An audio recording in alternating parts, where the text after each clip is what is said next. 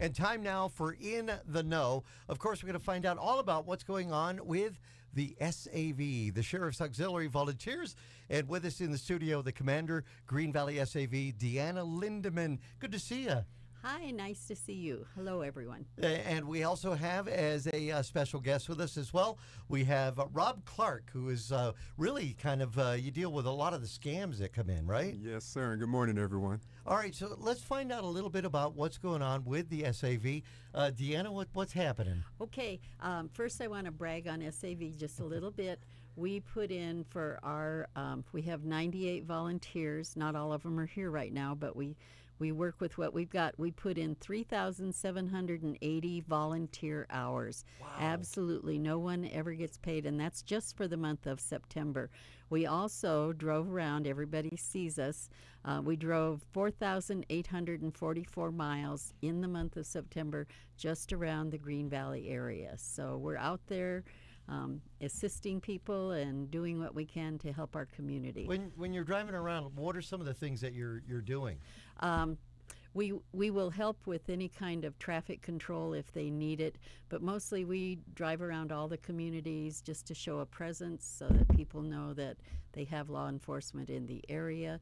We also check houses for all of our winter residents who are gone. They are coming back now, and I want to say welcome back to everybody who's coming back. But we check all their houses. We do not go inside, but we walk around all the houses, check for windows open or doors or water running or anything, wasp nests or beehives or anything that might be dangerous for when they come back.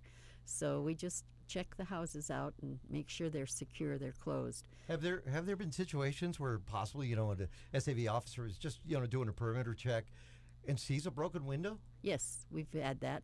We always, broken windows, screens that are torn, doors that may be slightly open or something like that. We always call the homeowner, let them know, and the homeowners are all required to have a key holder who is in the area. So we usually call the key holder also because they can come and make sure that door is secure or whatever they need. So. Yeah. Do you ever, when you talk to some of these people that are volunteering, because it's all about the volunteers that help out so much, have you ever heard stories about why they decided to become an SAV volunteer? I think a lot of times they see us around and they want to do something to help their community, so they come in and we have such strong members. I mean, members who have been CEOs or business owners or just a lot of different really high-powered jobs, and I think that they just want to give back, and I think they might be a little bored too, so we find something for them to do. And there's a new class that starts tomorrow, right? Yes, it starts tomorrow. We have 10 people all together. 3 have already come in and done the first week soft badge class. We have 2 more for just the soft badge, and then we will have 8 that are going to learn how to be out on the streets and do patrols. Ooh, now what is, for those who don't know, what does soft badge mean? Soft badge means they're able to work in the offices. They're able to work in the scam department, in telecare, in fingerprinting, at the front desk at both the sheriff's department and our department or our office. So there's a lot of different things that they can help do, and so it's just that they are not required to do defense. Well, they all have to do defensive driving. Yeah. They're not required to drive a car or be out. They're not eligible to be out in the streets until they are trained. And there are a lot of people who have great skills in an office. Yes. And you need that help too. Yes, we do. We definitely need. We need people to answer phones, to talk to the public. So it's a great job. Are you looking forward to coming out on Friday? Because we've got the big Santa Rita Fire Department Pancake Breakfast. Oh, yes. I'm so excited about that. We will, as SAV people, we will be out helping direct traffic and making sure everybody gets across the street, La Cañada, safely. But it's just such an exciting, the Pancake Breakfast is just an annual great event. So everyone come out, meet your firemen, say hi to the SAV people, and I think CERT will be there. So there'll be a lot of different organizations come out and see what the emergency responders do. One of the other things I know that's happening is the big hoedown, the Halloween Hoedown. You'll be out there for that too? Oh, yes, we will. The Halloween Hoedown is just such an exciting thing. So that's the Green Valley Council and the Green Valley Council Foundation. So it is See, I that's know I had happening it on written down. October 25th. Yeah. October 25th. It's a Saturday. It'll be a great thing. There's going to be line dancing instructor from Oh, what I hear. exciting. So everybody will have a lot. Yeah. Should be a lot of fun. So everybody Yeah. come. And we will be out there making sure everybody's safe in the parking area. We Perfect. don't help with parking, but we do assist and make sure everybody is safe. You know, the SAV does so much, and we're going to talk with Rob here in a second. Yes. But when you think about monsoon season, we got through that pretty good. Yes. You know, no heavy rains. We got some rains coming up this weekend, but you're out there helping them. But you also inform people about snakes, about Gila monsters, about everything. Oh, yes. We just, with the cold weather starting to come in, and I guess maybe 70 is cold around here, but with the cold weather starting to come in, these critters are looking for some place to go, and they want to go inside. So you will find snakes at your back door, at your front door, where they can find a little more warmth.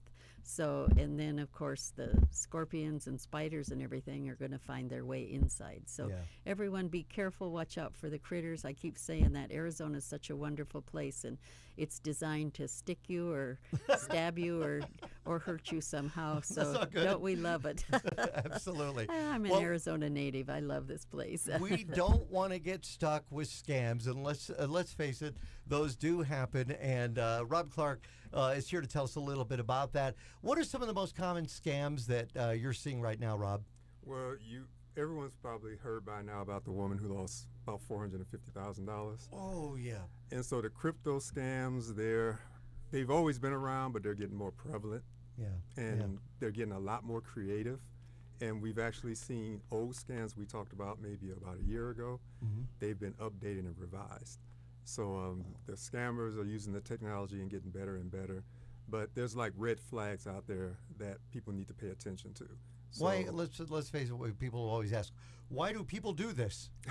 well, it's their job. Yeah. The criminals, that's their job. I always tell people during our presentations, you and I will wake up at 9 in the morning, we'll have breakfast, we'll have coffee, we go out in the world and do good things. Well, they get up at 9 in the morning, have their breakfast and coffee, and spend all day trying to scam. And you figure if they're talking to 10 people and they're getting at least one out of those 10, those are real good odds for them. Yeah. We think about the crypto. We hear crypto a lot. So there's kind of an air of, hey, it's okay. I could pay this way or whatnot. And crypto can be a good thing, but it also could be a bad thing. When people tell you, oh, go pay in crypto, why do people want to get their money that way? Well, because once somebody gives up their money and turns it into crypto, they can't get it back. Yeah. That money is gone. Yeah. It's just like giving someone paper money in person. This is the new thing. Give it in crypto, they never get it back. That money is totally gone. Can people be helped when they've been scammed? I mean, or they feel something's a little up? Can they call the SAV? And Absolutely. yeah, When I'm in my office, I'm usually there on Tuesdays from 9 to 12. Those are my hours. People are calling all day, and I just ask basic questions. I received this phone call. This person kept my husband on the line for a whole hour. Is that? oh my gosh. And that was just last week. Oh wow. And luckily, the wife came in and heard that he was talking to someone for a full hour and said, hang up. And then they both called me, and I said, yeah, that was a scam. Oh my gosh. And there's so many of them out there. We were talking when you came in about Investigate TV and about the different things that are happening as well. And you see these and you think this is a trend that is going on around the country.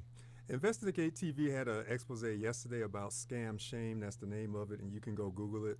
They had a listing of red flags, and I wanted to share it with you. All right.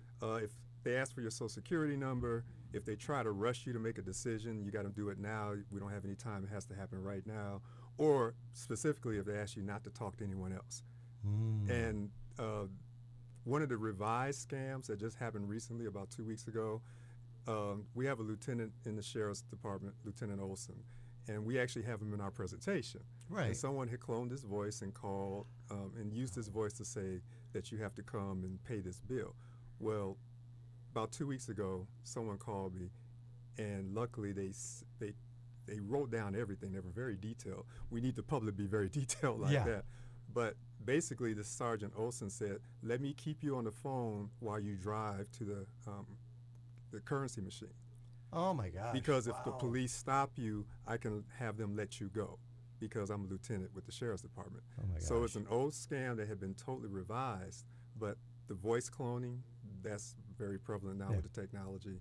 It's And- super easy too. People have no idea how easy it is to do. And this gentleman was very smart, and he said he usually doesn't fall for these things, but he found himself in front of the crypto machine, just about to put the money in, my and God. realized. And what saved him, the person on the phone said, "Yeah, I want you to go to K Circle and do it." Oh my and he realized, gosh. well, wait a minute, if I'll you're go to a- the Circle K, if get a you're coffee. if you're Yeah. a sheriff, it should be Circle K. Yeah. So he hung up, but. Yeah, oh, I got it. Yeah, because they didn't understand the lingo, which that also is a good giveaway too.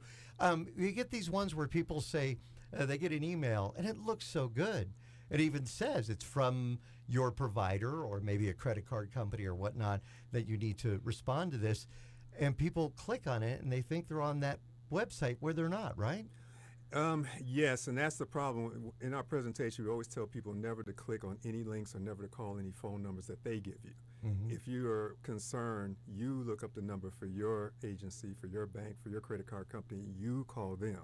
But if they're calling you, that's a red flag. What is one of the things I should do if I get one of those phone calls that just you get that gut feeling? Do you got to go with it? Is it okay just to hang up? Hang up. And in presentations, some people will say, "Well, I don't want to be rude. These are criminals. It's okay. You can hang up on them. They'll just go to the next. They're just going to go to the target, right? next person." Yeah. So, and we're raised to be cordial and respectful, and they take advantage of that. So we have to kind of keep that in mind. Now, there's been some scams going on recently regarding the FTC, Federal Trade Commission, and IRS. How do those work? Well, what happens is the scammer will call you, which those agencies won't call you. So that's number one. They'll call you and say that you either have a debt, that you owe something. The more foreboding ones are saying, we're going to send sheriff or police to your office to pick you up if you don't respond in a certain period of time. And because it looks official and sounds official, it puts people aback. Yeah. Because once you say you're law enforcement or something to that effect, people become more cautious and they tend to be more on point. Right. And so they take advantage of that by being an official entity. And the funny thing was last week, Deanna, someone said, "This is Commander Chris Nanos calling, You're kidding and me. you don't want me to send officers to your house." And so this person knew there's no way the sheriff is going to call me, a regular citizen, and threaten me. But that's how bold they are.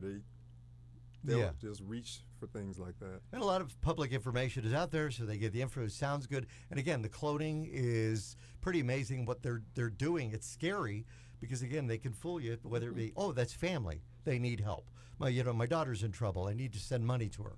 The key thing is the question you asked before. Don't even pick up. If you don't see I caller ID, you don't recognize the number, don't pick up. Yeah. Number one. Once you pick up, then it gives them an opportunity to keep on keeping you on the phone to try to convince you to do what they want you to do. But the other dangerous part is they only need to talk to you for a little while to clone your voice.